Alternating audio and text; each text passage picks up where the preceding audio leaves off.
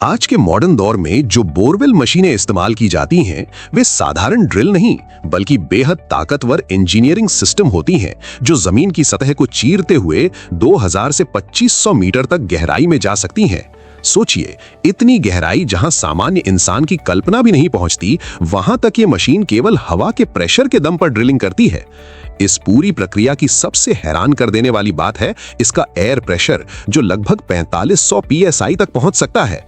तुलना करें तो हमारी कार या बाइक के टायर में महज 30 से 40 psi की हवा भरी जाती है, यानी ये मशीन उससे 100 गुना ज्यादा दबाव पर काम कर रही होती है।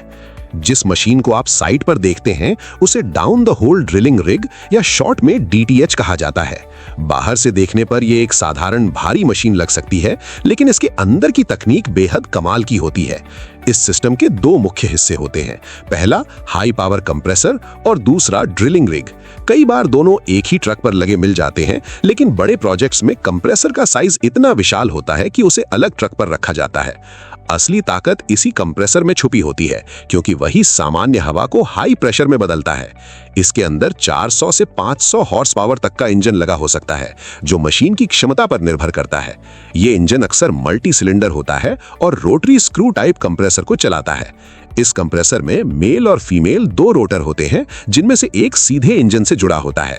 बाहर की हवा पहले एयर फिल्टर से गुजरती है ताकि धूल मिट्टी हट जाए, फिर रोटर के बीच फंसकर धीरे धीरे छोटे स्पेस में कंप्रेस होती जाती है। दबाव बढ़ने के साथ तापमान भी बढ़ता है, इसलिए रेडिएटर इसे ठंडा करने का काम करता है। इसके बाद ये हाई प्रेशर हवा मोटी और मजबूत पाइपों के जरिए ड्रिलिंग रिग तक पहुंचती है, जहां से असली खेल शुरू होता है। कंट्रोल पैनल से प्रेशर को मैनेज किया जाता है और हवा स्विवल मैकेनिज्म के जरिए ड्रिल स्ट्रिंग में प्रवेश करती है। यह स्विवल एक अहम कड़ी है जो घूमते हुए पाइप में भी हवा का प्रवाह बनाए रखता है। ड्रिल स्ट्रिंग के अंत में लगा होता है ड्रिल बिट, जो असल में एक तरह का हैमर होता है। इस हैमर के भीतर एक पिस्टन लगातार ऊपर नीचे चलता है। जब हाई प्रेशर हवा ऊपर के चेंबर में भरती है तो पिस्टन नीचे की ओर जोर से धक्का देता है और हैमर पर प्रहार करता है। फिर हवा का प्रवाह बदलते ही पिस्टन वापस ऊपर उठता है और यह प्रक्रिया दोहराई जाती रहती है। यही चक्र इतनी तेजी से चलता है कि 1 मिनट में 1500 से 2500 तक स्ट्राइक हो सकते हैं। जब मशीन चलती है तो दूर तक घंटी जैसी तेज आवाज सुनाई देती है, जो इसी निरंतर प्रहार की ध्वनि होती है। लेकिन सिर्फ प्रहार करना ही काफी नहीं होता, क्योंकि टूटी हुई मिट्टी और पत्थर के कणों को बाहर निकालना भी जरूरी है। इसके लिए जो हाई प्रेशर हवा हैमर से बाहर निकलती है, वही मलबे को ऊपर की ओर धकेल देती है। यदि ऐसा ना हो तो ड्रिल फंस सकती है। कई बार चट्टान बेहद सख्त होती है और केवल हैमर का झटका पर्याप्त नहीं होता, तब हाइड्रोलिक सिस्टम अतिरिक्त दबाव बनाकर पाइप के जरिए नीचे फोर्स पहुंचाता है।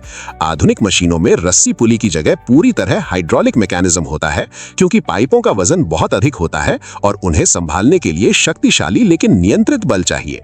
ड्रिल स्ट्रिंग को घुमाने के लिए एयर मोटर भी लगी होती है।